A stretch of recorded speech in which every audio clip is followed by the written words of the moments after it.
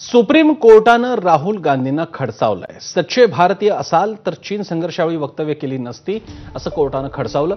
गलवान संघर्षावेळी राहुल गांधी यांनी वादग्रस्त वक्तव्य केली होती। चीननं भारताचा भूभाग बळकावल्याचं ते म्हणाले होते।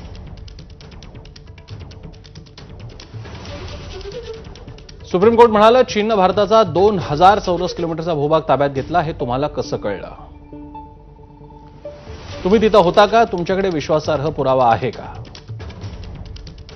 आणि कसलाही पुरावा नसताना तुम्ही अशी वक्तव्ये का केली? तुम्ही सच्चे भारतीय असता तर अशी वक्तव्य केली नसती। सीमेवर जेव्हा संघर्ष होतो त्यात दोन्ही देशांकडून मनुष्यहानी होणारच, यात नवं काय आहे?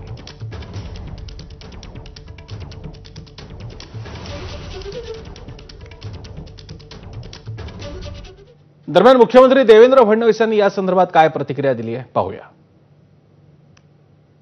ज्या प्रकारे राहुल गांधी कुठल्याही पुराव्याविना चीनने आपली भूमी बळकावली आणि भारत विरोधी म्हणजे ज्या भाषेत पाकिस्तान किंवा चीन बोलतं त्या भाषेमध्ये ते त्या ठिकाणी बोलतात, ट्विट करतात, कुठलाही पुरावा देत नाहीत आणि त्यातनं देशाची बदनामी होते। जे आमचे फोर्सेस आहेत जे इतक्या भयानक -40 डिग्री टेम्परेचरमध्ये ते आपल्या सीमेचं रक्षण करतात आणि तुम्ही इथे बसल्या बसल्या सांगता की सीमेची जागा गेली। त्यामुळे मला असं वाटतं की सुप्रीम कोर्टाने राहुल गांधींना योग्य सल्ला दिलेला आहे, चांगल्या प्रकारे झापलेला आहे। आता तरी राहुलजी सुधरतील आणि अशा प्रकारचं भारत विरोधी वक्तव्य देणं बंद